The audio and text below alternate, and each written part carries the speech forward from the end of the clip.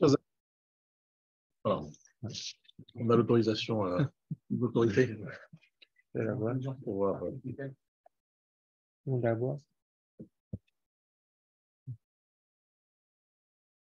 Alors, chers amis, nous allons continuer sur l'étude du Bechorot d'Afret. On avait déjà commencé à étudier hier, mais sur une autre partie de la Gemara. Donc, vous avez encore le texte de la Gemara dans Bechorot. J'ai encore le texte. Non, mais il est dans l'ordinateur, je veux dire. Ouais. Ah oui, moi je peux le voir, mais je l'ai. Ouais, mais enfin, peu importe, c'est pas très long. Une discussion très, très mystérieuse entre Rabbi Yoshua ben Hanania, toujours le même Rabbi Yoshua ben Hanania, qui défend la Torah devant les sages d'Athènes, Sabbat de Beatuna. J'ai devant moi un shiur qui a été donné par le Rav Shapira en l'année 762. Erev Shabbat Dvarim, Shabbat Chazon. C'était donc il y a 21 ans.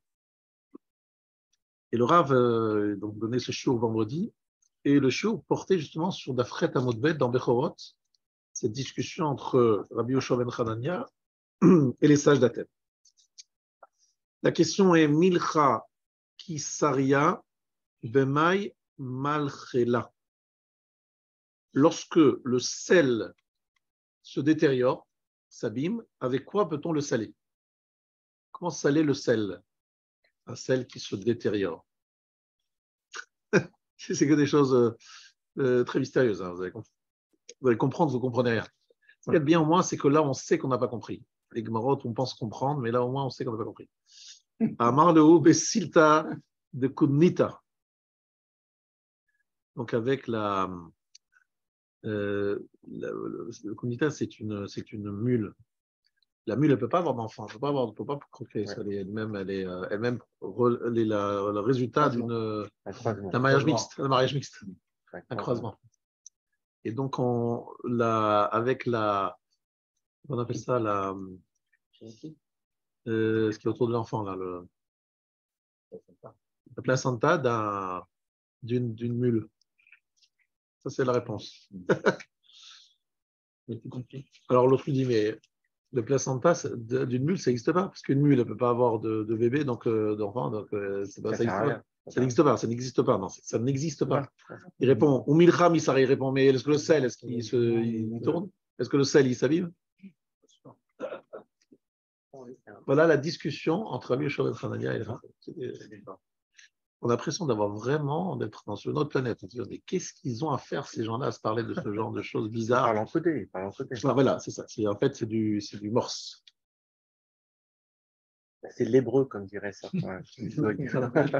Là, c'est de l'araméen, mais c'est comme. Il y a l'humour.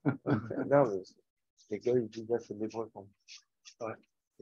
Alors, évidemment, on ne peut pas bouger dans cette Gemara sans nos Chachamim. Quels sont les rabbanim qui s'attaquent à ce genre de Gemarot? Il y a le Maharal et le Gaon de Vilna. Toujours les mêmes. Alors, on va essayer de suivre justement le Maharal et le Gaon de Vilna pour expliquer cette Gemara. Donc, je vous rappelle la question. Lorsque le sel se détériore, s'abîme, avec quoi on le sale? Et la réponse était avec le placenta d'une mule. Est-ce que la mule a un placenta? Non. Est-ce que le sel se détériore? Non. Voilà, c'est ça la discussion. Vous avez 4 heures, monsieur. Rédigé, vous avez 4 heures. C'est vrai que le Rav, il a parlé sur quelques lignes, tu peux parler 20 heures, quoi. 20 heures facilement. Mais bon, on ne va pas parler 20 heures, je vous rassure, soyez pas de souci, on s'arrête à Arvit Bismano. Alors, on va essayer d'expliquer ça selon évidemment les éclairages de Rabbi Moshe Shapira sur le Maharal et sur le Gaon de Vilna. Alors, d'abord, pour expliquer, il faut deux Gemarot. Il faut connaître deux Gemarot. Et après, on va comprendre les choses de façon plus claire. La première Gemara, elle est très connue. C'est la Gemara qui est la fin de Masechet Makot. Mais pas le sujet, c'est pas la partie la plus connue. La partie un peu moins connue, mais quand même connue. Var aya Rabban Gamliel Rabbi Elazar ben Azaria Rabbi Yoshua Rabbi Akiva mehalchin baderech. Donc ces grands sages étaient en voyage, mehalchin baderech.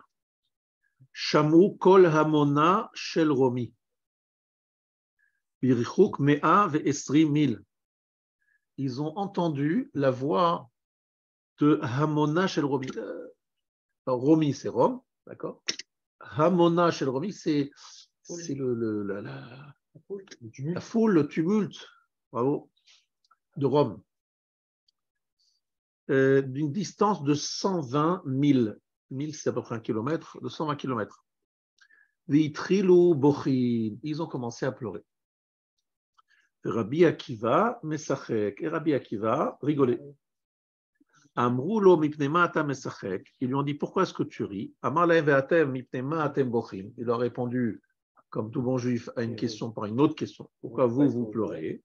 Amroulo halelu kushiim shemishtachavim la'atzavim ou mekatrim la'avodat kochavim yoshvim betar ve'ashket. Voilà ces noirs-là. Kushiim, ce n'est pas les noirs dans le sens de la couleur de leur peau.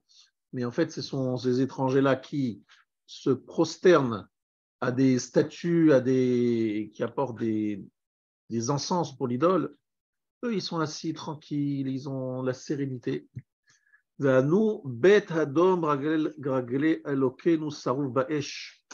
que nous, la maison de notre Dieu est brûlée. C'est pour ça que je rigole. Car si déjà ceux qui transgressent sa volonté ainsi, ceux qui accomplissent sa volonté à plus forte raison, en clair, Rabbi Akiva rit parce qu'il sait que l'avenir sera radieux. Si déjà des gens aussi peu fréquentables ont tellement de réussite et de bien-être, et de plus forte raison, ceux qui sont méritants en auront, mais il faut être patient, très patient. Les autres pleurent parce qu'ils se disent, en voyant la grandeur de Rome, ils se rappellent la déchéance d'Israël. Pourquoi l'un est lié à l'autre? Vous l'avez lu dans Parashat Toldot, et Michael va nous rappeler. Yaakov et Esav, Zekam, le Zénophel, le homme, Yematz, Ferav, Yarvot, bravo. Rashi développe ça. Voilà, c'est comme lorsque l'un est en haut, l'autre est en bas. Et aujourd'hui, quelles sont les civilisations dominantes dans le monde, qui parle fort et qui est entendu, qui a l'air d'être solide? C'est Rome. Rome, évidemment, ce n'est pas le pape, ni les Romains, parce que bon, les Italiens ne sont pas spécialement le pays le plus... On parle évidemment de l'Occident, d'accord? Donc l'Occident, les héritiers de Esav, ceux-là, ils sont bien installés, ils ont l'air bien solides. Et Israël est plutôt en problème parce qu'il est tout le temps en tension avec les Palestiniens, les trucs, dépendant d'Esav, dépendant de l'argent américain, dépendant de plein de choses. Et surtout avec un Beth Amikdash détruit. Donc lorsqu'ils voient la réussite de Rome, ils voient la puissance de Rome, ils voient la grandeur de ils ont tout de suite, ils se disent, oulala, ça nous rappelle combien nous on est en bas. Parce que ceux qui sont en haut, c'est qu'on est en bas. Voilà. Il faut quand même replacer dans le contexte, on est dans un contexte historique un peu particulier. À quelle époque ils ont vécu ces grands Chachamim? Rabbi Akiva, Rabbi Yoshua, Au premier siècle de l'ère. Au premier siècle de l'ère chrétienne.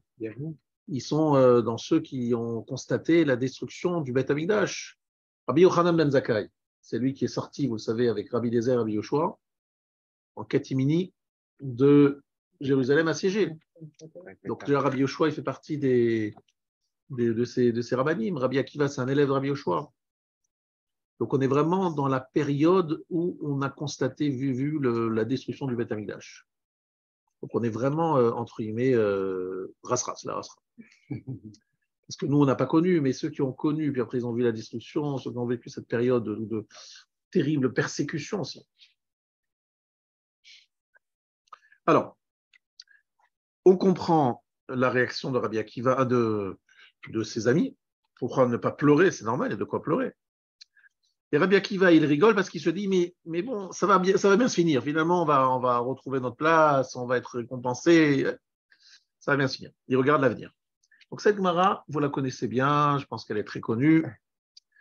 Et je vais passer à une deuxième Gemara.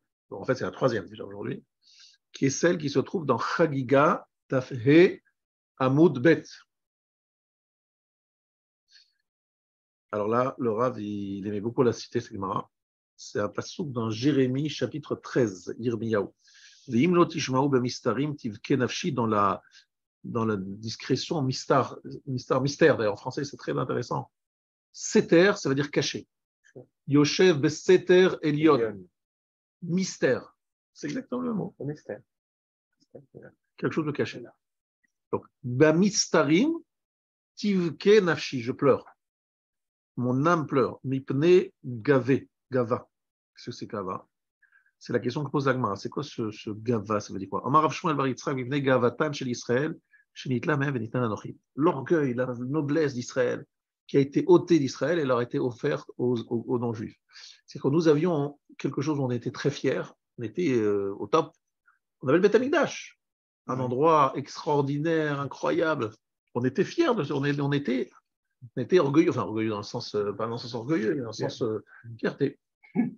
Et cette fierté nous a été ôtée, enlevée. Et qu'est-ce qu'on a aujourd'hui? On voit des ruines, vous allez en Israël, vous allez voir quoi? Des ruines, non? Réfléchissez bien. Il y en a plus à Rome. En Italie, il y a plus de ruines, il y en a plus en Grèce. Jérusalem, ils ont trouvé. Ah non, mais en Grèce, tu vas en Italie, tu en as pas. C'est vrai qu'il y a les ruines de la Grèce antique et de la Rome antique, mais on est d'accord qu'aujourd'hui, il y a des bâtiments construits et forts, etc., où, quelque part, si tu vas par exemple aux côtés du Vatican, tu ne vois pas de ruines, tu vois au contraire. Ah oui, le truc il est rénové. Alors, si tu vas à Florence, les églises aval sont plutôt bien en place, bien entretenues, bien en place.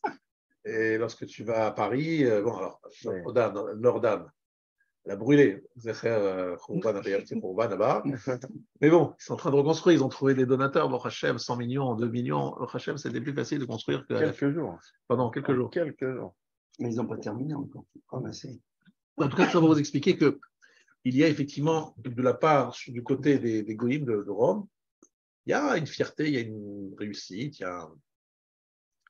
Et c'est vrai que lorsqu'il y a eu la destruction des tours jumelles, ça m'a fait penser vraiment qu'en-delà des morts et des souffrances, c'était la fierté de l'Occident, la fierté des Amériques et des États-Unis.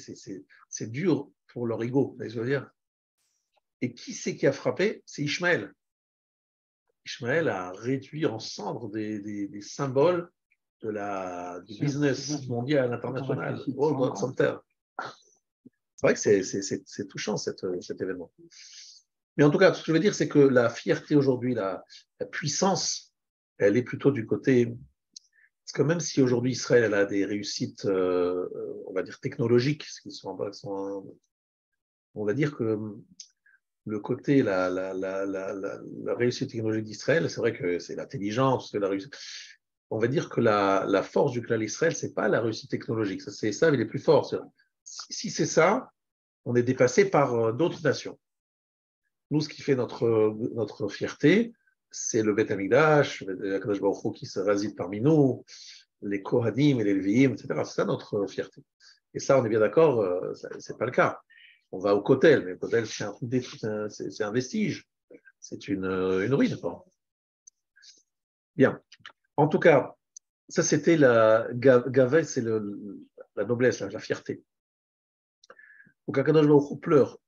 C'est évidemment une image. Akadosh Baruch Hu pleure parce que la fierté d'Israël, la grandeur d'Israël, la noblesse d'Israël leur a été ôtée et donnée aux nations. Voilà, c'est ça que dit Sélecma. Est-ce que Akadosh Baruch Hu pleure? Est-ce qu'on peut parler de pleurs chez Akadosh Baruch Hu? Et Amar Rav Papa, en atzivut ifnei Akadosh Baruch Hu. Il n'y a pas de tristesse chez Akadosh Baruch Hu. Il n'y a pas de tristesse. Shenema hod vehadar lefanav, oz vechedva bimkomo. Normalement, un être spirituel n'est jamais malheureux, n'est jamais triste. Parce que bimkomo, chez Akadosh Baruch Hu, il y a toujours oz vechedva. Ça, c'est très beau à voir parce que je l'ai vu ça. Les grands Talmidei Chachamim qui vivent avec leur Torah, avec leur Avodat Hashem, ils ne sont jamais tristes. Même dans des événements difficiles, tout de suite ils retrouvent la joie, l'enthousiasme, etc. J'ai vu ça dans des grands commodes de Torah, tu vois. Toujours il y a la pêche, il y a la pêche. Même pendant les 9 jours. Même pendant les 9 jours, il y a la pêche. Lorsque quelqu'un étudie, il est heureux, qu'ils sont de Rachid Tosfot, de comprendre, une sorte de vitalité. Et vous savez, ce qui m'a étonné plus, c'est que j'ai parlé à des orchestres. Ils m'ont dit, vous les religieux, première danse, folie, deuxième danse, folie, troisième danse, il y a toujours du monde qui est là en train de danser. On va dans un autre milieu, se fatigue rapidement encore. Vous avez quoi? Des ressorts là, des Puis le bon d'air, comme on disait. Oz vechedva bimkomo. Près d'Hachem, il y a une oz vechedva, il y a une sorte de. La tristesse n'est pas un bon signe chez un homme religieux. Ça veut dire que quelque part, il n'est pas bimkomo, il n'est pas chez Akadosh Baruch Hu, il n'est pas proche de lui. Parce que chez Akadosh Baruch Hu, il n'y a pas de bria, il n'y a pas de cri de pleurs, il n'y a pas de tristesse. Et là-dessus, la Gemara dit, effectivement, tu as raison, il n'y a pas de pleurs chez Akadosh Baruch Hu. Lo kashia, comme dit le sourd la Gemara, ce n'est pas une question. Ha bebate gavae, ha bebate berae. Il y a des maisons à l'intérieur et il y a à l'extérieur. Qu'est-ce que ça veut dire? Ça veut dire que Akadosh Baruch Hu, il prend le deuil de quoi? Dit la Gemara, Shani churban bet hamikdash, dafilu malaché shalom bachu. La destruction de Bet Hamikdash a amené le pleur, même là-haut, dans le ciel. Là, Oz vechedva bimkomo, mais bebate brae, c'est-à-dire de le côté extérieur. Le côté intérieur, il n'y a pas de pleurs. En fait, c'est une façon de dire que même dans une période comme nous vivons, où il y a beaucoup de choses qui nous manquent en termes de spiritualité, de force spirituelle, il y a à l'intérieur une très grande joie profonde de celui qui est le croyant, qui sert à Kadosh Baruch Hu avec joie, etc. Mais c'est vrai que des fois, à l'extérieur, on présente une certaine forme de tristesse. C'est la période des 9 jours où on est obligé de porter le deuil de Jérusalem, parce que Jérusalem n'est pas là. On ne peut pas ignorer ça. On a un mariage, on casse le verre. Casse le verre. On rappelle la destruction du Beth Amikdash. On a une maison qu'on inaugure, on met une amas sur une amas, donc 50 cm, 50 cm, on laisse brut. Sans peinture, en souvenir de la destruction du Beth Amikdash. C'est-à-dire qu'il n'y a pas de lieu où il n'y a pas notion de. Il y a une béchia extérieure. Mais à l'intérieur, il y a une joie, voilà, une énergie positive et spirituelle, tout spirituel. Vous voyez ce que je veux dire? Si vous avez compris ça, on peut continuer. Bechurban hamikdash היה קיום של קריאה לבכייה גם בבתי בראי. Au moment de la destruction du Beth Amikdash, il y a le pleur de Baté Berae, c'est-à-dire l'extérieur doit, il y a quelque chose qui doit amener au pleur. Le pleur est nécessaire. À quoi ça sert la Bechia? À quoi ça sert le pleur? C'est quoi le pleur? Pas au niveau purement matériel. Qu'est-ce que ça représente, la notion de Bechia? C'est quoi la notion de Bechia, de pleur? C'est regretter ce qu'on a perdu, c'est exprimer ce qu'on a perdu. C'est un désarroi. Bechia, c'est quelque chose qui est cassé, quelque chose qui est brisé, quelque chose qui est abîmé. Tu vois ce que je veux dire? Il y a une notion de quelque chose qui a été... La Bechia, c'est en fait, pour nous, un moyen de reconstruire. C'est qu'un début de reconstruction. C'est une appel. Une sorte d'appeler à Bechia. Comme j'ai expliqué, chez nous, il n'y a pas vraiment de pleurs dans le sens désespoir, ça n'existe pas. C'est toujours une appel pour reconstruire. Voilà, il y a un manque, il y a un problème, il faut reconstruire. Pourquoi? Parce que pour chez nous, il n'y a pas vraiment de pleurs, parce que lorsqu'on pleure vraiment la perte d'un proche, c'est qu'on pense qu'il a disparu. En fait, nous, on pense qu'il n'y a pas de disparu. La personne est juste ailleurs, elle est partie ailleurs, mais elle est là. Elle existe, elle n'est pas... Ça voudrait dire, on n'a pas vraiment une notion de disparaître. Il disparaît dans le sens où on ne le voit plus, on ne peut pas voir avec ses yeux, mais il existe. Donc, en fait, on pleure mécaniquement, mais c'est le sens. Alors, ce qu'il te dit, c'est que ce n'est pas que mécanique, c'est aussi une mitzvah. Une mitzvah de pleurer, parce qu'en pleurant, tu appelles la reconstruction. La Bechia va pouvoir maintenant préparer la reconstruction. Pourquoi? La raison est très simple. Tu le vois tous les jours.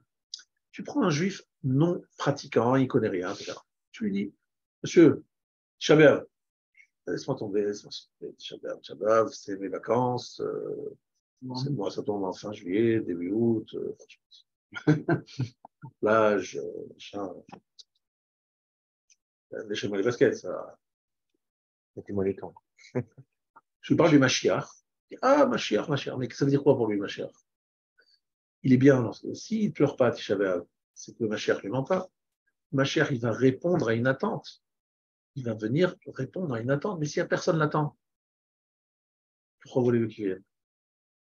Et s'il va venir, les gens qui l'attendent, soi-disant, pour régler leurs problèmes avec leur belle-mère et leur banquier, ils vont être déçus. C'est pas ça le but du Mashiach, de régler les problèmes de façon magique.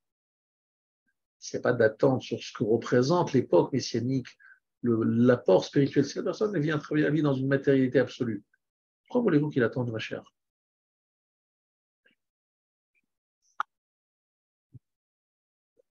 Donc, en fait, la notion de Bechia des amis de Rabbi Akiva, c'est qu'ils disent on voit Hamona Shel Romi, leur réussite de Rome. Donc, si on voit que Rome réussit, c'est de manière que nous, on est en bas. Parce que ça ne va pas ensemble. C'est ou eux ou nous. Donc, ils pleurent. Ensuite, on parle de la notion de Berae et Gavay. Alors, ici, il va dire quelque chose d'extrêmement intéressant qui explique une situation qui est absolument incroyable. Je vais essayer de vous l'expliquer le mieux possible parce que c'est pas facile. Hein. C'est des cours qu'il a donnés à un groupe très restreint qui ont essayé de faciliter la compréhension, mais franchement, c'est pas facile à comprendre. Hein, il y a des textes qui sont vraiment, vraiment compliqués. Bien, je vais essayer de l'expliquer quand même. J'espère ne pas les trahir. Voilà, c'est pour ça que je fais cette introduction. J'espère ne pas trahir la parole du Rav en vulgarisant un peu trop. Donc, je me permets, mais en même temps, c'est des sujets sur lesquels je l'ai beaucoup entendu parce que c'était ce qu'il disait lorsqu'on était à la montagne avec lui. C'était chaque année, pendant des années, on écoutait des sujets sur ce problème. Donc, j'ai un petit peu compris ça, sur ce sujet, en tout cas, un peu compris sa logique. Il a repris le Chida. Vous savez ce qu'il dit, le Chida? Que lorsque les amis de Rabbi Akiva arrivent au l'endroit du Beth Amikdash, qu'est-ce qu'ils voient? Ils voient des renards. Soit dit en passant, sachez qu'il y a des renards qui se trouvaient il n'y a pas si longtemps près du cottage, je ne sais pas si vous êtes au courant. Ils sont partis, ils sont venus que quelques temps. C'est quoi les renards? Alors, c'est quoi les renards d'après Ochida? Ils sortaient des ruines, on les voyait. D'accord. Mais lui, l'Ochida, il explique autrement. Ce n'est pas des renards. C'est un mot, c'est un code.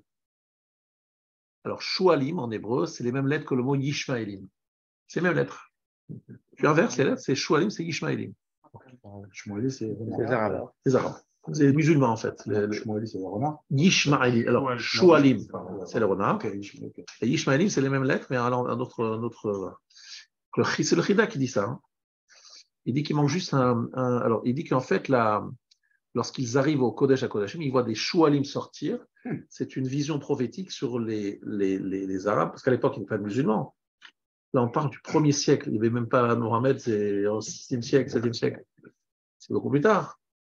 Donc, les musulmans n'existaient pas. Donc, dire que c'est Yishualim, c'est Yishmaelim, vous avez compris, c'est une vision prophétique, une Ruach HaKodesh. Donc, en fait, il y a à ce moment-là, ces Yishmaelim qui sont là-bas. Et vous ne vous rendez pas compte à quel point c'est incroyable, incroyable ce qui se passe. Vous avez Israël qui a vaincu les armées arabes donc de Jordanie et qui a amené la frontière. Elle est où la frontière? Yarden, Jourdain. Donc c'est sous notre autorité. Et pourtant, vous montez sur l'endroit du Beth Amikdash, le Rabaït, ça crée un problème international. Ah oui, le Premier ministre Intel, il est monté là-bas. Et encore, le Rav Yitzhak Yosef, 7 mois de ses Shabbat, il est sorti très énervé sur les ministres qui passent là-bas, sur cet endroit. On n'a pas le droit d'y aller, on est impur, c'est un endroit où on n'a pas le droit le juif n'a pas le droit de se mettre. En clair, on est maître d'un lieu, mais en fait, non, pas du tout. D'après la loi internationale, on a quand même vaincu cet endroit, on l'a conquis. On l'a acquis. Et pourtant, on n'est pas, vous savez qui c'est qui gère cette. C'est la Jordanie. C'est la Jordanie, le Waqf, c'est-à-dire un peuple qui n'a pas vraiment de dimension, ouais, c'est un peuple chafel. Non, ça veut dire que c'est pas une superpuissance, c'est le moins qu'on peut se dire, c'est des gens très, très rustres. Non, pas rustres, c'est pas le sujet, c'est pas le mot. Le mot, c'est en fait, lorsque tu compares les États-Unis ou la France, l'Allemagne, l'Italie, c'est des grands peuples, les grands pays européens ou les États-Unis, ce sont des peuples avec une grande avancée, des avancées technologiques, des découvertes, une histoire, etc. Des gens, des peuples très nobles, très, très puissants. La Jordanie, le Waqf, les Palestiniens, c'est vraiment. Secondaire. C'est pas que c'est secondaire, c'est que normalement on ne devrait pas du tout en entendre parler, jamais. La seule raison pour laquelle on entend parler, c'est parce qu'ils nous cassent les pieds. C'est la seule raison pour laquelle on entend parler. C'est qu'ils sont là pour nous prendre la tête. Mais ils n'ont rien, c'est rien. Si vous réfléchissez au niveau historique, au niveau. Même s'il y avait une guerre entre Israël et ça, ils ne tiendraient pas une journée. Voilà, mais seulement, voilà, en plus au niveau numérique, au niveau armé, machin, c'est rien du tout. Vous montez avec en 2 minutes, c'est fini. Il n'y a plus rien. Il n'y a pas de, il y a rien. Il n'y a pas de force militaire. C'est même pas un peuple. C'est même pas un pays. C'est rien en termes de force, force économique, militaire. C'est rien du tout. Et pourtant, si on va là-bas et on met les pieds là-bas sur cet endroit, qu'est-ce qui se passe? Le monde entier commence à devenir à s'énerver. Et qui c'est qui prend la défense de ce lieu qui n'a rien à voir avec eux? C'est Esav. Esav et Ishmaël se sont associés. Esav et Ishmaël se sont associés pour quelque part garder ce lieu dans une certaine, on va dire, donner à ce lieu une certaine statut qui nous empêche d'y accéder. Alors, encore une fois, je dis que la halakha, elle nous interdit à y aller. Et encore, au Motzei Shabbat, le cours du Rav Yitzhak Yosef, il s'est énervé là-dessus en répétant, attention, on n'a pas le droit d'aller, etc. Il y a des chitotes, il y en a qui disent non, on a le droit d'aller jusque là-bas, pas là-bas, ici, bref. Il y a différents avis sur certains endroits où on pourrait aller. Mais encore une fois, il ne faut pas y aller. D'accord? Il ne faut pas y aller d'après la halakha. Mais en même temps, comment est-ce qu'on peut expliquer qu'on ne puisse pas y aller au niveau purement de la loi internationale, quoi? Et vous voyez ici une révélation de ce que je suis en train de vous dire ici.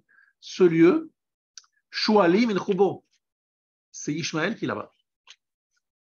Protégé par les nations du monde. Un mariage entre Ishmaël et Esav.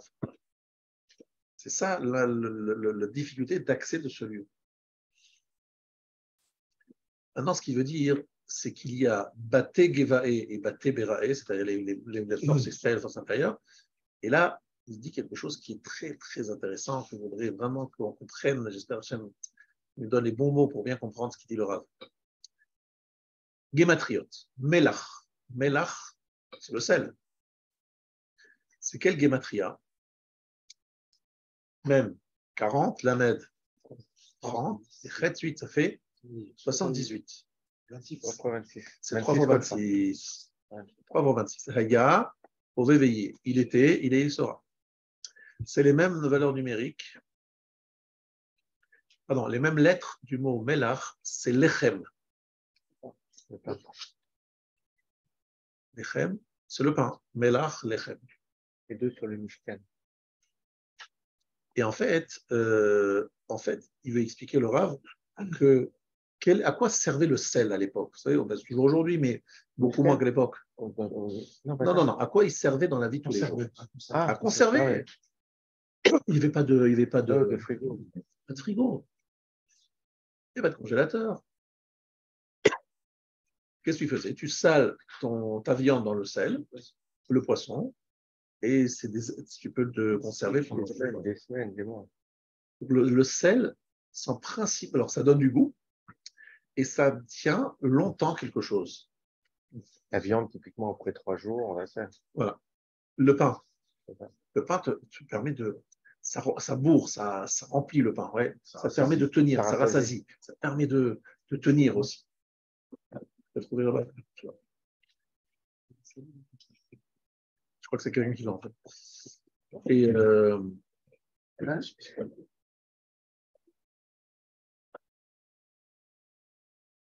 Shem Havaya, 3 fois. C'est vrai pourquoi le Shem Havaya, Haya, Hové, Veillé. Ensuite, c'est de ma chère qui est arrivée, qui toque à la porte. J'ai dit qu'il fallait ouvrir.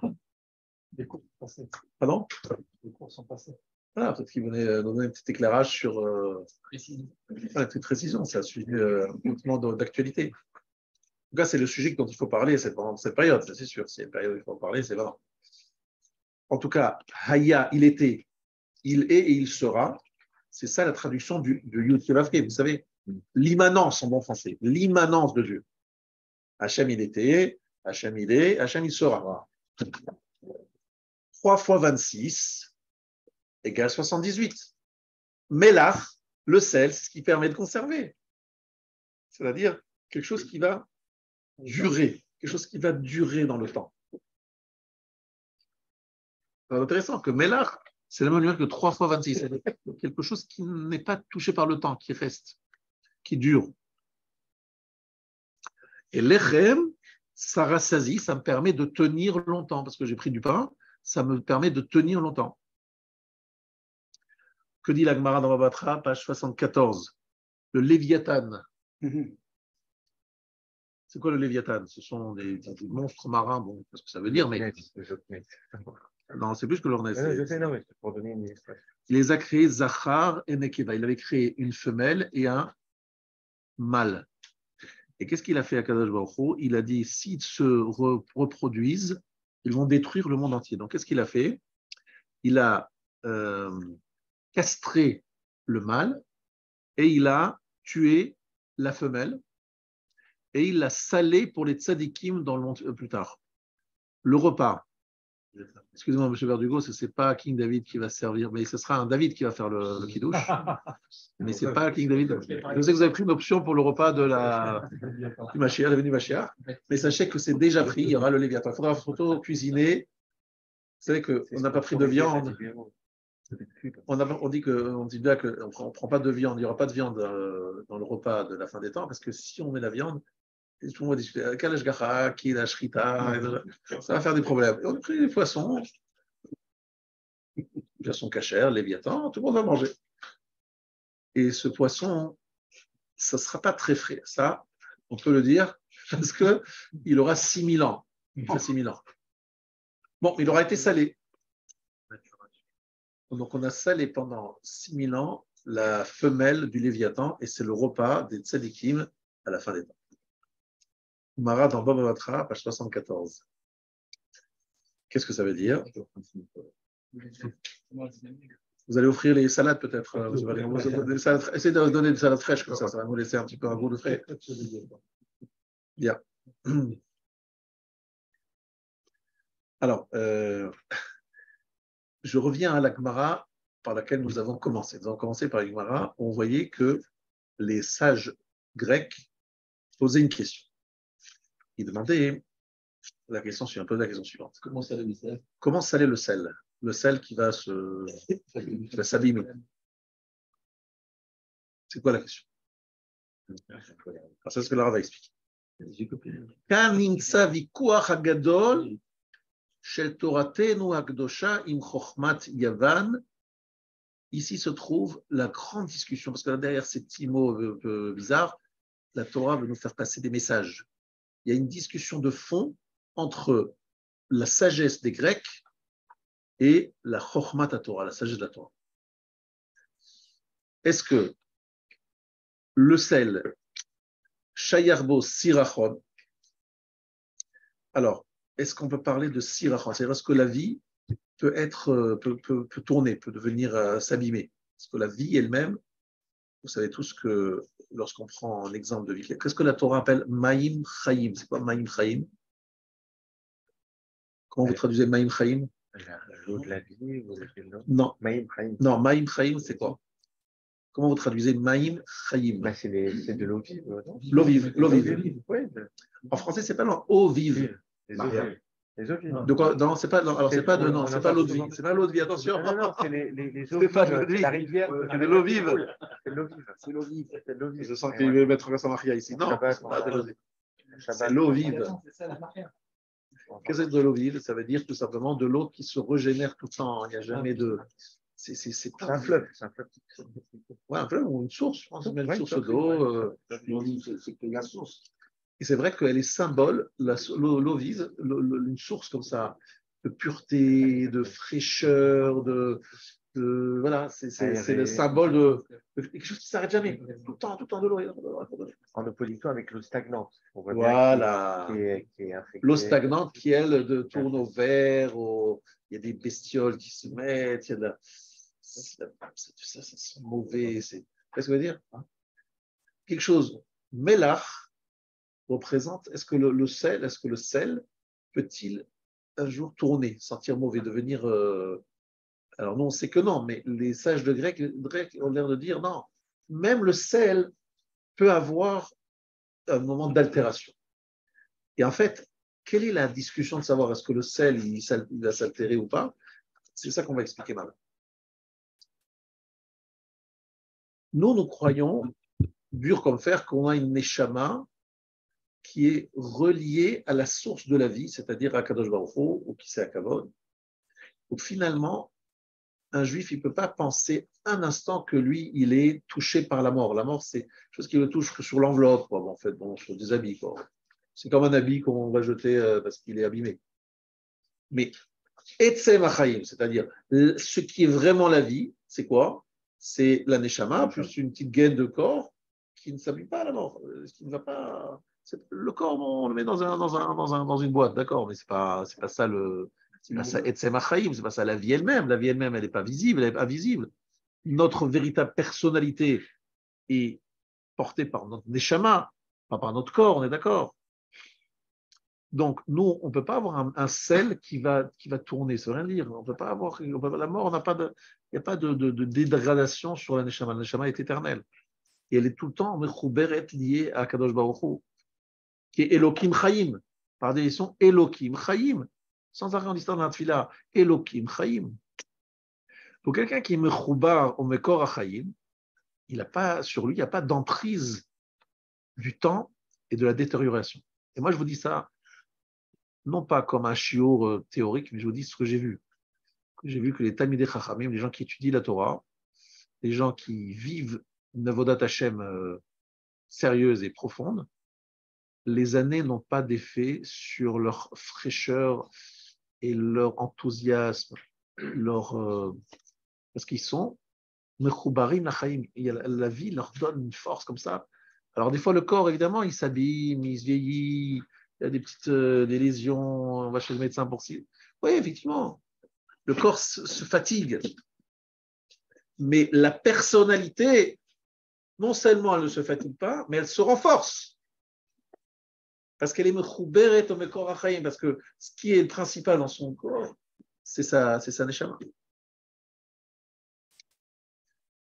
Ça veut dire quoi? C'est qu'en fait, la vraie question qui se pose à nous dans notre vie, ceux qui sont encore en bonne forme, etc., qui sont jeunes, se dire quel est le ikar, quel est le corps, la source qui est véritablement ce que je suis profondément. Est-ce que ce que je suis profondément, c'est celui qui va en des vacances? C'est très intéressant la période de vacances parce qu'elle est assez révélatrice.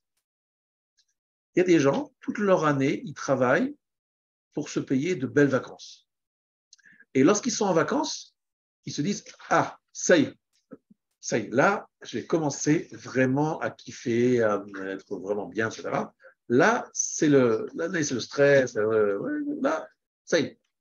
C'est que toute l'année, c'est tafel secondaire par rapport aux vacances. Les moments de détente, les moments, pas que les vacances, vous avez compris, les moments de détente, des moments où on se laisse aller, ou machin. Il y a des gens qui font exactement l'inverse. Oui, ils prennent des vacances. Il ne faut pas des gens qui prennent des vacances. Ils prennent des vacances, mais les vacances ne sont là que pour leur donner des forces pour pouvoir justement travailler toute l'année. Mais travailler dans le sens réaliser quelque chose dans l'année. Est-ce que les vacances sont tafel, c'est-à-dire c'est secondaire par rapport à l'année, ou toute l'année est secondaire par rapport aux vacances? Réfléchissez bien. Ce n'est pas que les vacances, c'est les moments de détente, les moments de... Mais c'est un moment de respiration, c'est pour reprendre des forces. Mais pour faire quoi? Pour faire le principal. Ce n'est pas le principal, les vacances. Il y a beaucoup de gens qui ne le voient pas du tout comme ça, ce que je vous dis. Il y a des gens qui font toute l'année, ils se préparent à ces vacances. Ou à période de vacances, au moment de vacances. Ça, c'est le ikar, c'est le principal. Et tout le reste, c'est secondaire par rapport à ça. Nous, étant donné qu'on est mechoubar à la neshama, donc le sel ne peut pas s'abîmer. Le sel correspond à ce qui permet à la chose de durer. Durer dans ce monde matériel. Le sel, c'est ce qui permet à la chose, à la viande qu'on a salée, de résister à la chaleur, etc. De bien se conserver, n'est-ce pas? Donc c'est ce qui permet à l'aide de vivre plus longtemps. Et c'est ça le symbole du sel. Est-ce que le sel peut tourner? Est-ce que le sel peut s'abîmer? Ben oui, c'était très intéressant ce que j'ai entendu de la doyenne française. Vous savez quel âge elle a, la doyenne de France? 110. C'était son anniversaire, on lui a demandé, Macron il a appelé, allez-vous, merde, bon, c'était plus tellement une bracha parce que n'allez pas au-delà de 10 ans. Elle a 110 ans. Alors elle a dit, quel est votre souhait, votre 110e année? Mon souhait, c'est de mourir. Ouais, franchement, je veux mourir. Ben, évidemment, à 110 ans, elle n'a plus de copines. Toutes ses copines et ses copains sont partis. Elles sont un peu seules, quoi. Son objectif, c'est de mourir. Il a dit, Dieu m'a oublié, Dieu m'a oublié, il a oublié. Donc elle se plaint d'être sur Terre, de vivre. En fait, son objectif, c'est la mort. Ça, à 110 ans. Mon cher Rabbeinu, à 120 ans, il dit, ah non, moi je veux rester, moi. Je veux rester à 120 ans, c'est pas grand-chose. Hein. Pourquoi? Parce que sa vie, elle est pleine. Sa vie, elle est... Mais lorsque dans la vie où tout est concentré autour du corps, évidemment, à 110 ans, le corps, il a plein de petits problèmes, des gros problèmes déjà, qu'il n'y en ait pas des gros, c'est pas évident, mais c'est vrai qu'à un moment, tu dis, bon, il doit apporter. Mais parce que le corps n'est plus très satisfait, donc pourquoi revivre? Vous comprenez, c'est ça le vrai sujet, c'est un vrai sujet, ça.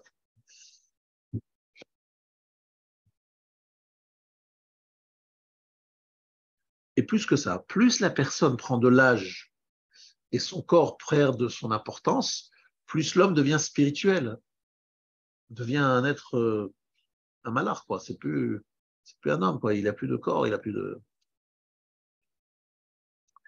Moi, j'ai vu ça avec les Gdolé Israël, effectivement. Plus le temps passe et plus ils deviennent plus spirituels et donc moins affectés par le temps et par le côté, la détérioration du temps. Ok.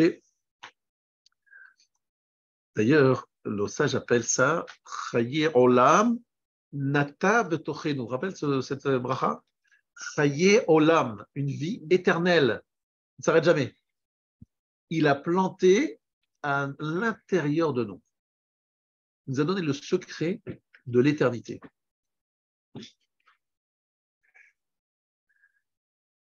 À mon mariage, il y a eu un monsieur, il iftar exactement comme cette semaine, qui m'a beaucoup touché parce qu'il dansait avec une énergie incroyable et je voyais qu'il n'était pas jeune. Je me suis renseigné, on m'a dit ce monsieur, c'est un cardiaque grave, très, très, très, très, très grave. Il est en fait, il a eu une opération, enfin, les médecins lui ont donné deux options. Ils ont dit voilà, on vous opère, vous allez mourir dans 6 mois avec des souffrances, avec des douleurs. On ne vous opère pas, vous allez mourir sans souffrir, mais très vite. Choisissez. Il a posé la question à un Rav, le Rav lui a dit, ça vaut la peine de vivre quelques instants, même si on souffre, vous allez faire une bracha, vous allez dire un schéma, je connaisserai une bracha, amen. Ça vaut la peine de vivre pour ça. Ah, mais vous allez souffrir, mais ça vaut la peine. Ça vaut la peine. Il s'est fait opérer, il a vécu 20 ans de plus. Pas 6 mois, sans souffrir. Comme le petit truc d'ailleurs. Sans souffrir. Non, c'est pas vrai. C'est pas vrai. Mais non, un petit truc aussi, on pensait qu'il n'allait pas rester une journée. Non, d'accord, mais on ne lui a pas donné le choix. Il n'avait pas le choix. Là, on avait le choix. Est-ce qu'on t'opère ou on ne t'opère pas? Et donc, il a pris un choix. Il a dit, on va m'opérer. Et effectivement, il a fait le choix et je le voyais danser à mon mariage. Je dis, mais c'est possible. Et on m'a dit, non, il est cardiaque, celui-là, très cardiaque, très grave. Je dis, mais comment il danse celui-là? On dirait un jeune homme. Il était le plus agile et le plus. Et je ne le connaissais même pas, je ne savais même pas qui c'était. C'était M. Pardo, de Nice. Et donc, c'était beau de voir cette jeunesse qu'il avait et qui ne dépendait pas des âges, qui dépendait pas de l'âge. Le corps, il était ce qu'il était, mais le corps, en fait, vous savez, des fois, lorsque quelqu'un il est pris par quelque chose l'habite, il est pris par il est enthousiaste, il a une idéal dans la vie, il ne sent pas les années qui passent. Voilà, par exemple, Avezrahi, c'est un bon exemple. Exactement. Il n'est pas le seul. Des gens qui sont habités par quelque chose, qui ont un... Et d'ailleurs, vous savez que les compagnies d'assurance, c'est incroyable, j'ai appris ça il y a très longtemps, ils demandent à la personne qui est à la retraite à quel âge il part à la retraite, parce qu'en fonction de l'âge de la retraite, ils disent, si vous partez à la retraite, votre espérance de vie se réduit. Alors que si vous restez dans le monde de l'action, ben, dans l'activité, vous allez vivre plus longtemps. C'est des statistiques. Donc, le niveau de rémunération diffère de ça, à partir de là. Dépend de cela. Bon, c'est impressionnant de voir ça. Être habité par quelque chose qui donne une chiout. Vous voyez ce que je veux dire? Alors, le Rav Edelstein, ils ont dit en Israël que c'est la fiche de paye la plus extraordinaire de l'histoire d'Israël. Il a commencé à donner des cours et à recevoir sa fiche de paye à 22 ans, 23 ans, et il a fini à 100 ans, et le jour de sa ptira, il préparait son cours. Il a préparé son cours à 9h, et il est niftar à 9h30, 10h, il n'a pas eu la possibilité de donner son shiur qu'il avait eu à midi. Moi, je le voyais donner cours, je dis, mais c'est pas possible, ça fait combien d'années qu'il donne cours? Lorsque j'étais à l'Échia, ça fait déjà 30 ans, et là, je partais à l'Échia à 20 ans, 50 ans, 60 ans. 60 ans d'employé, et employé pendant... Non, plus que 60 ans, parce qu'il a commencé à 20 et quelques années, et il est niftar à 100 ans. Donc 80 ans, un peu moins. Ça, je pense qu'il n'y a pas beaucoup de fiches de paye sur 70, 80 ans. Je ne pense pas que ça existe. Incroyable. Et toujours avec la même façon de donner cours. C'est vrai que c'est assez étonnant. C'est marquant. Quoi. Et le Rav Shach, par exemple, lorsqu'il nous donnait les cours, on le voyait avant d'arriver, il avait l'air d'avoir du mal à faire un pas. Faire un pas, c'était difficile pour lui. Je me dis, mais comment il va parler? Comment il va... Il commençait à parler, un lion. Il était habité par une force comme ça, un vrai lion comme ça. Et tous les jeunes, les 700 élèves, les jeunes de 18-20 ans en pleine force, ils prenaient des forces de son énergie. C'est très beau à voir parce qu'on voyait l'énergie qui passait du Rav sur les élèves. On devenait fou comme ça. Après 10 minutes de cours, 50 questions tous les sens. Qu'est-ce qu'il a dit le Rav? Il s'arrêtait parce qu'il y avait tellement de questions qui fusaient partout. Donc, le shiur, c'était une ruche, c'était un moment de vie incroyable. Et je suis retourné à l'Aïcha il n'y a pas longtemps, et je suis arrivé à l'heure du shiur Klali, le shiur du Rosh Yeshiva. C'est plus le même Rosh Yeshiva, c'est plus le même Yeshiva. J'avais envie de pleurer. Parce que je me rappelais ce qui se passait dans cette salle il y a 40 ans, il y a 30 ans, et je me disais, mais c'est plus du tout la même chose. Mais pourtant, celui qui donnait le cours était beaucoup plus jeune que le Rav Shach. Mais le Rav Shach était habité par quelque chose qui lui donnait une force et qui était communicatif. C'était très beau à voir, quoi. Comment des jeunes de 18-20 ans reçoivent d'un vieillard de 95 ans et qui leur donne des forces. C'est la passion. Voilà, c'était un être passionné par ce qu'il disait, par ce qu'il vivait. Et c'est comme ça que ça passait. C'est beau à voir, en fait. Et en fait, Akadosh Baruch Hu nous a donné une neshama qui doit nous donner le secret de l'éternité. Parce que la neshama, elle ne vieillit pas. Elle est là pour l'éternité, elle ne va pas vieillir parce que tu as passé 40 ans. L'éternité par rapport à 40 ans pour l'éternité ou 50 ans, c'est rien du tout. Si tu es neshama, tu ne vieillis pas. Si tu es corps, tu vois, des fois, je disais par exemple des personnes âgées, c'est quoi la discussion lorsque je les vois? Alors, je suis allé voir tel médecin, puis demain, j'ai un autre rendez-vous, et après, je ceci. Ça fait de la peine, évidemment. Le bonhomme, c'est pas facile, c'est une guerre. Mais ça ne doit pas être ta vie, ça. La vie, ça ne doit pas être les rendez-vous avec les médecins. C'est pas comment tenir le corps le plus longtemps possible. La vie, ça doit être, mais qu'est-ce que je me bats, qu'est-ce que je construis, qu'est-ce que je fais? Et comme j'expliquais tout à l'heure, vous expliquez la notion de Icar et Tafel, tu vois. C'est quel est Icar, le principal, et qu'est-ce qui est secondaire? Parce que c'est un saut dans la vie. Qu'est-ce qui est principal et qu'est-ce qui est secondaire? Donc, si la Neshama est principale, ben, la personne ne vieillit pas. Même si le corps, il s'habille, mais évidemment, il doit faire des choses. Ok? Viennent les Chachmé, les Sabbat d'Aveatuna, les sages d'Athènes. Eux, ils disent non, c'est quoi cette histoire de Neshama, de liaison avec Dieu, de. Non, je ne crois pas à tout ça. Dans les logiques d'Athènes, pourquoi ne pas imaginer une euthanasie organisée? Pourquoi ne pas déjà, comme on a expliqué ce Shabbat, rendez-vous, on piqûre, On prend des médicaments, on s'endort, on est un peu un truc, on s'endort et on meurt gentiment, sans brosseau, etc. Sans se battre pendant des années sur une maladie incurable, avec des mutilations, on coupe par-ci, on coupe par-là, on souffre d'un truc. Pourquoi? Ça, c'est la logique. Parce que le corps, il est plus en forme, ben, il vaut mieux partir, quoi. C'est ça la logique des sages. Et les sabbats de Beatouna, ils disent, ben, il n'y a pas de secret, il y a rien après, bon. Il n'y a pas de chibour avec l'Okim Chaim. Non, le Rav, il nous dit quelque chose d'extraordinaire. Il nous dit à quel moment on a eu la connexion. Il dit qu'en fait, lorsque les Juifs ils ont entendu les deux dix paroles, Anochi Hashem Elokecha, on a dit que Parcha Nishmata, ils sont morts. Leur âme est sortie de leur corps. Et Akadosh Baruch Hu a amené Tal Shel Techia, une rosée revivifiante, et donc ils ont fait Triat Ametim pendant Matan Torah, on est d'accord? Alors moi je pensais toujours, ils n'ont pas supporté, c'était trop dur, il y avait une puissance qu'ils ne maîtrisaient pas, ils sont morts. C'est compris comme ça. J'ai bien fait de comprendre ça, c'est vrai, mais c'est pas ça le Icar. Le Icar, c'est qu'Akadosh Baruch Hu a voulu leur faire passer à une autre stade. En fait, il les a pas refait comme avant. C'est pas qu'ils sont réveillés comme ils étaient avant. Il les a connectés à une autre dimension qui est restée pour l'éternité. Cette dimension s'appelle Matan Torah, le Chibour à Elohim Chaim. Ça veut dire que les Juifs, après Matan Torah, ce n'étaient pas les mêmes personnages qu'avant Matan Torah. Pas seulement parce qu'ils avaient reçu la Torah, c'est parce qu'ils étaient passés une autre sphère. Ils avaient un lien, une connexion qui s'est faite. Aujourd'hui, on parle en termes de connexion, de machin. Cette connexion s'est mise en place. Une fois qu'elle est mise en place, elle est éternelle. Grâce à quoi? Ils sont morts, ils ont revécu, mais ils n'ont pas revécu de la même façon. Ils ne sont pas relevés de la même façon qu'ils sont morts. Ariel, moi, je ne comprends pas. Mais c'est vraiment le cas. Pourquoi est-ce qu'ils ont tellement sauté après dans le liste? Voilà. C'est-à-dire qu'en fait, s'ils n'avaient pas eu ça, ça aurait été pire. C'est ça que ça veut dire. C'est qu'en fait. Ça n'a pas été radical. Ce n'est pas suffisant. Et tu dis quelque chose. Akadosh Baruch Hu, il a voulu laisser le libre arbitre. Donc, c'est très dosé. Ce chibour, comme tu dis, comme tu le ressens bien, il est dosé.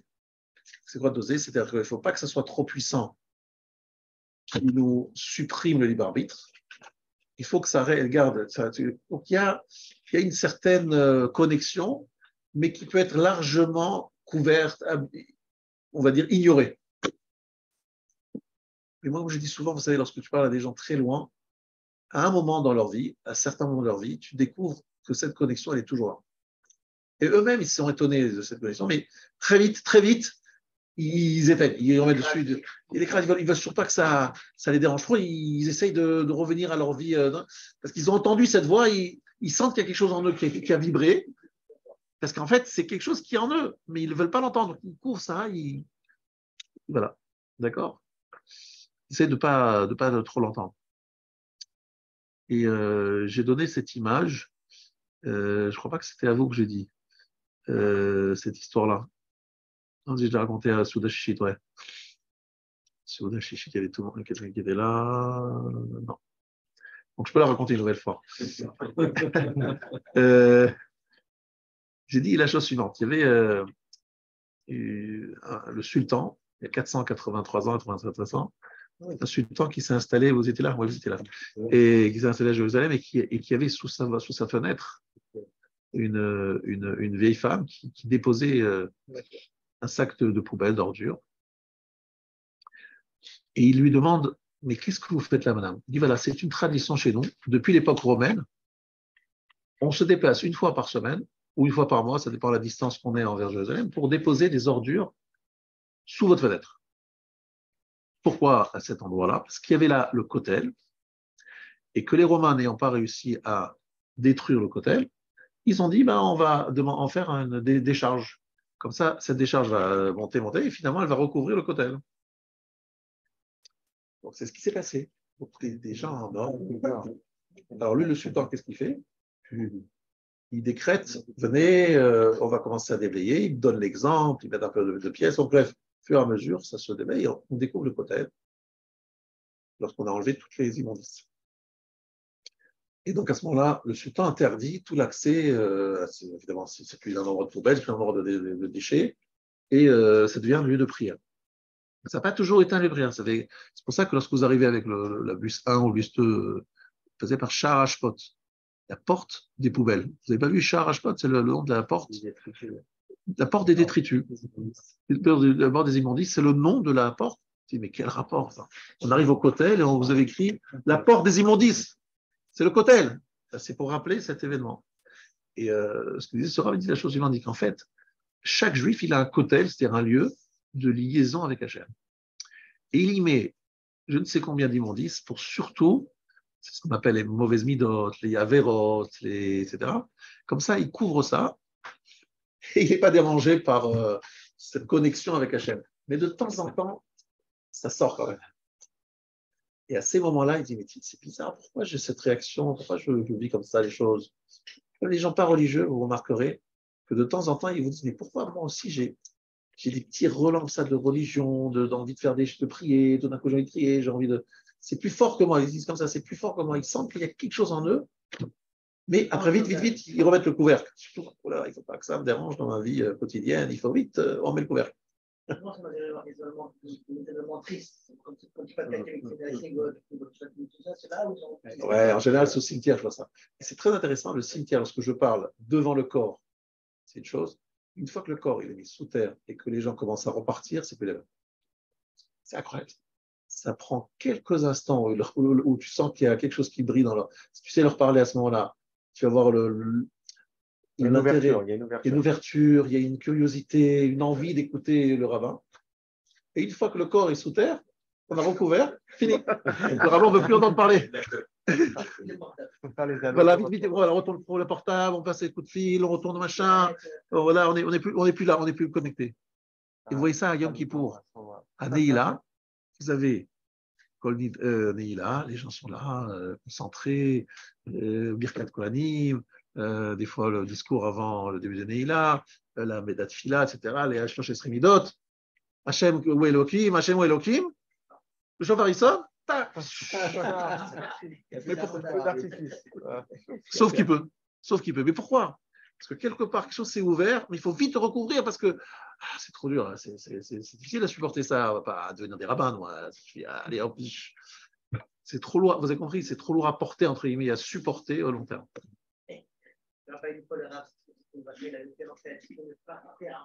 Je sais, c'est l'idée de Lolo, ça. C'est dit pour pas que les gens partent avant. Ils partent toujours au moment du sonnerie du Shofar. Ils ont fait la sonnerie après Arvit. Pour retenir un peu les gens.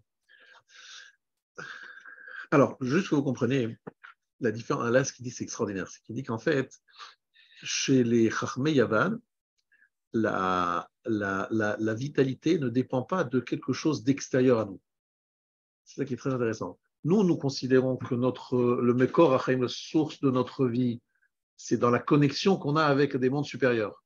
Et eux, ils ne connaissent pas ce genre de monde supérieur, la connexion, c'est pas alors ça ne leur parle pas. Il faut que la vie, on trouve des raisons d'être, de vivre en nous-mêmes. Et la situation, enfin, le lieu où on a poussé cette logique à son maximum, à son paroxysme, c'est Sodome. Parce que le Sodome, c'était comme ça. Celui qui faisait la tzedaka était coupable de la peine de mort. Alors, qu'est-ce que ça veut dire? Il faut bien comprendre ce que ça veut dire. Ça veut dire qu'il considérait qu'un homme qui n'est pas capable de vivre avec ses propres ressources, avec ses propres efforts, et qui dépend de quelqu'un d'autre, cet homme-là, il ne mérite pas de vivre. Qu'il meure, il va mourir. C'est pas à toi.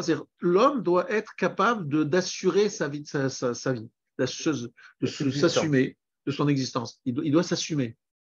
S'il dépend de quelqu'un, il est comme un pauvre qui dépend. Et Ani Chashuv Kemet, il est mort. Pourquoi? Parce que dans la logique, si on va à la logique jusqu'au bout, c'est ça. Il n'y a pas de source de vie extérieure à moi. Donc il faut que je trouve moi-même les raisons de vivre. Je vis, pourquoi? Par quelle? C'est à toi de te débrouiller, tu te bouges. Le Mekor Achaim, il est à l'intérieur de toi-même. C'est très intéressant parce qu'en fait, Rabbi Yoshua, il leur répond. Il dit, d'après vous qu'il faut saler le sel, avec quoi on va on va prendre la matrice, l'utérus, non pas l'utérus, le placenta de la mule. Ça n'existe pas la placenta d'une mule. Parce qu'une mule ne peut pas avoir de bébé, ne peut pas enfanter, donc ça n'existe pas.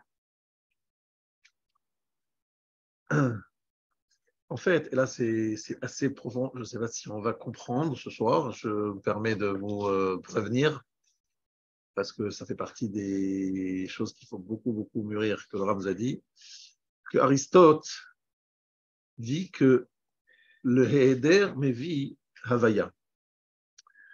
Je vais expliquer.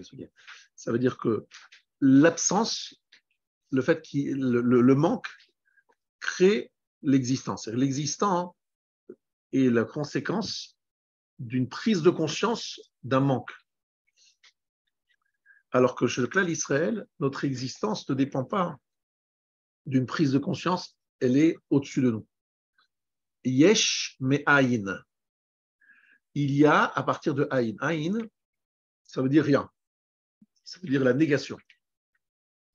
Mais dans la Kabbalah, aïn, ça désigne ce qu'on ne peut pas voir, ce qui est au-dessus de ce qu'on peut percevoir. Donc ça existe, c'est une existence, mais pas perceptible. Donc nous, on considère que notre origine à nous, elle vient de quelque part d'ailleurs. Oui, on vient d'ailleurs. Donc notre existence précède les moments de manquement, les erreurs, les absences.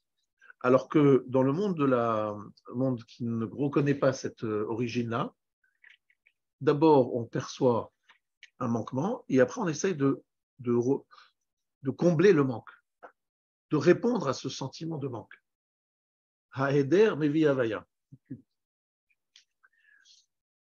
Ça veut dire qu'en fait, notre Chaim, c'est toujours au pluriel dans le monde.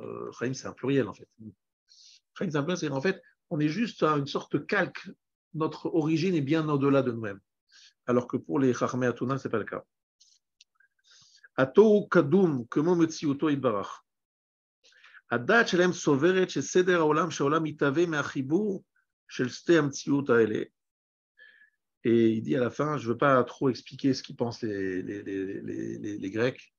En vedati, je ne veux pas m'allonger sur leur compréhension des choses, parce que ce n'est pas le but. Le but, c'est de comprendre ce que nous, on doit comprendre.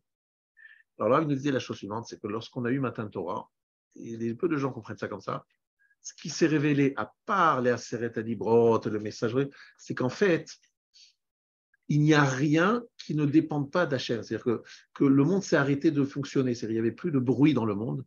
Ça veut dire qu'en fait, le monde a cessé de fonctionner. Et on a vu que ce qui donnait la vitalité au monde, c'était quelque chose qui était au-dessus de nous. On voyait le lien entre le monde d'en haut et le monde d'en bas. On voyait que c'est le monde en haut qui donnait la vitalité au monde en bas.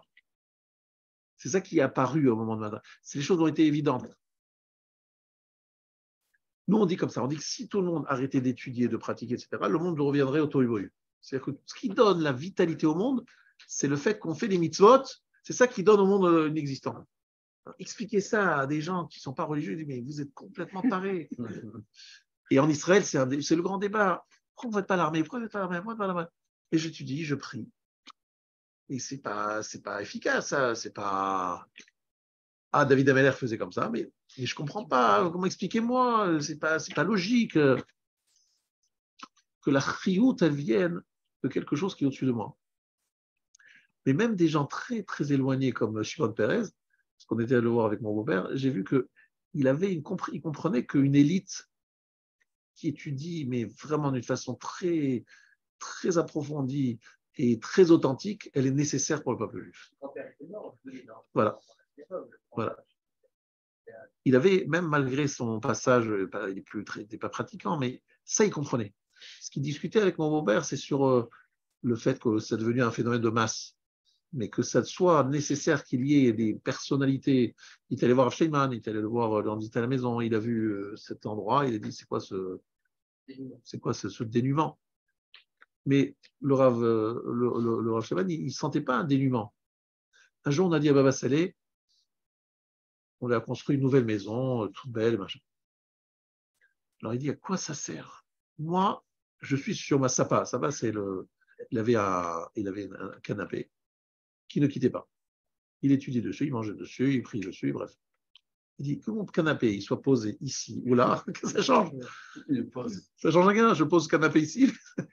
En fait, ce n'est pas des gens qui vivent avec un chibour, un lien avec le monde matériel. Vous voyez ce que je veux dire? leur vitalité, elle vient d'en haut. C'est là-bas qu'ils se puisent leur vitalité. Donc, ça ne change rien s'ils sont posés ici, posés là, tu mets un truc pas comme ça autour. Ils ne comprennent même pas de quoi tu parles. Ils comprennent pas. Il y a pas de. C'est pas ça qui leur donne leur vie, leur raison d'être, leur force et leur énergie. Ça ne vient pas de ça. Nous, on dit, ah, c'est beau, c'est clair, c'est nickel, c'est bien propre, et c'est machin. Alors, c'est ça, le commun des mortels, on est comme ça, il faut assumer. Mais ces gens-là ne sont plus à ce niveau-là, ils ne sont plus ils ne sont pas associés à ça, liés à ça.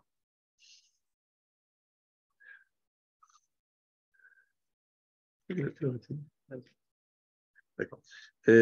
Alors, c'est très intéressant de voir. Donc, je vais revenir à l'étude de la Gemara. Écoutez bien ce qu'il dit, ça c'est extraordinaire. Je vois que le temps est court, il faut aller jusqu'au bout. Lui, il veut dire qu'il y a deux peuples qui sont maîtres du mont du temple, Esav et Ishmaël. Esav et Ishmaël correspondent à deux dimensions qu'il faut traduire en des termes différents que ce que vous entendez en géopolitique et dans les médias. Qui est Esav et qui est Ishmaël en vérité, au fond? On a bien dit tout à l'heure que c'est eux qui s'associent pour nous empêcher l'accès du Harabaït. Ils nous disent stop, n'y allez pas. Ishmaël parce qu'il est là-bas avec ses mosquées, et ça parce que si on y arrive, on va là-bas, il nous dit attendez, je vous fais la guerre, je vous donne plus de subventions, voilà, c'est fini. Parce que Ishmaël est pauvre, il n'a pas vraiment de force, les Palestiniens, les Jordaniens, c'est pas de force militaire importante. Mais par contre, le monde entier, il a les yeux rivés là-dessus. Et en fait, il dit comme ça, il y a Baté Berae et Baté Gavae. Ça veut dire qu'en fait, Esav, sa force, elle est dans la technologie, dans la réalisation incroyable, impressionnante des tours. On voit des tours dans les grandes villes avec des réussites matérielles incroyables, des trains de grande vitesse, des avions supersoniques. On voit aujourd'hui des missiles, surtout on parle d'armes, parce que le monde entier, il y a le bruit des armes dans le monde. On achète des armes, on s'arme, on se réarme, on se machin. Mais avec des puissances technologiques incroyables. Il est impressionnant, Esav. Et on voit cette puissance d'Esav, on se dit, mais notre force à nous, notre force spirituelle, elle compte quoi? Elle vaut quoi dans ce monde-là? Ça n'a pas de valeur, ça n'a pas de... Et Ishmaël, à l'inverse, Ishmaël, il parle de quoi? Il reproche à Esav sans arrêt ses manquements spirituels. Il dit, mais soyez croyants, soyez le ramadan, le machin. Il est là en train de parler de spiritualité, Ishmaël. C'est ça qu'il dit. Ishmaël, il vit dans la... Moi, je vois toujours ces gens-là dans les stations-service à l'heure de Slashkia. Ils sont là avec leur tapis, ils n'ont aucun problème, ils se mettent devant tout le monde, ils disent, ah non, on se cache derrière le mur et derrière le machin. On fait ça discrètement. Pas de problème, Ishmaël. Et donc, en fait, ces deux dimensions. Esav, Akadosh Baruch Hu, il a les mondes, la maison extérieure et l'intérieure. Ça veut dire qu'en fait, Akadosh Baruch Hu nous dit qu'il y a deux destructions qui sont là. Il y a deux problématiques. Le problème, c'est que la puissance d'action, elle est dans les mains d'Esav, et que ceux qui parlent au niveau de la morale, c'est Ishmaël qui fait de la morale. Il fait la morale en disant aux gens, mais c'est quoi cette relation? Il est tout le temps, les discussions aujourd'hui dans les médias français aussi, la burqa, le machin, le fait de faire des horaires différents pour les hommes et les femmes. C'est qui parle de ça? Mais c'est qui donne des leçons de pudeur? C'est Ishmaël. Qui donne des leçons de réalisation technologique? C'est ça. Et nous, dans cette affaire, qui était entendu? Personne. On n'entend personne. Il n'y a personne. Il n'y a personne qui parle au nom d'Israël sur ces sujets-là. On est absent. On est inaudible. Oui, on parle d'Israël, mais pas sur la partie d'Israël dont je parle moi, je veux dire. Le vrai Kol Yaakov, tu l'entends pas. Tu entends Israël qui est comparable à Ishmaël et à Issa, mais pas, tu n'entends pas le vrai Kol. Le Kol de Yaakov, il n'est pas audible. Donc, Akadosh Baruch Hu, il dit, il faut qu'il y ait une pleure, parce que le pleur, il est dans ce fait que, pourquoi est-ce que le son, le Kol Yaakov, il n'est pas entendu? Donc, sur l'Arabaït, se mélange cette force d'Esav et cette valeur de Ishmaël, qui ni l'une ni l'autre ne sont souhaitables telles qu'elles sont, Parce que Esav, son rôle, c'est d'être Meshamesh à Yaakov, c'est d'associer à Yaakov. Là, maintenant, Esav, il s'associe à Ishmaël. C'est pas Yaakov, il s'associe à Ishmaël. Ishmaël n'est pas ne donne pas des leçons de vie. Il est plutôt associé à des gens pour qui la religion, c'est la mort, c'est obligé, c'est forcer les femmes, c'est machin. C'est une religion vue comme quelque chose de mortifère. Et Esav s'associe à ça. Et donc, les deux ensemble, il dit Shualim il Chubo. Ça veut dire que ce lieu de Chibour avec Akadosh Baruch Hu est pris par les Ishmaël qui disent voilà la morale. Nous sommes des gens, des objecteurs de conscience. Et c'est incroyable parce que la compétition mondialement vue et connue, c'est-à-dire la finale de la Coupe du Monde dans le football, c'était dans un lieu où les gens, on leur faisait de la morale, en faisant attention, comment vous avez les femmes s'habillent, etc. Il y a des règles à respecter. C'est Ishmaël qui donne les notions des leçons de morale. Donc, ni au niveau de la pnimiout, ni au niveau de la chitzoniout, on est bien orienté, on est bien dirigé. Parce que Yaakov, il a des choses à dire dans ces deux domaines. C'est là-dessus qu'il y a un Khurban. Vous comprenez ce que je veux dire? Voilà, est-ce que Ishmaël, il y a une sorte de prosélytisme que n'a pas le judaïsme? Exactement. Il essaye en plus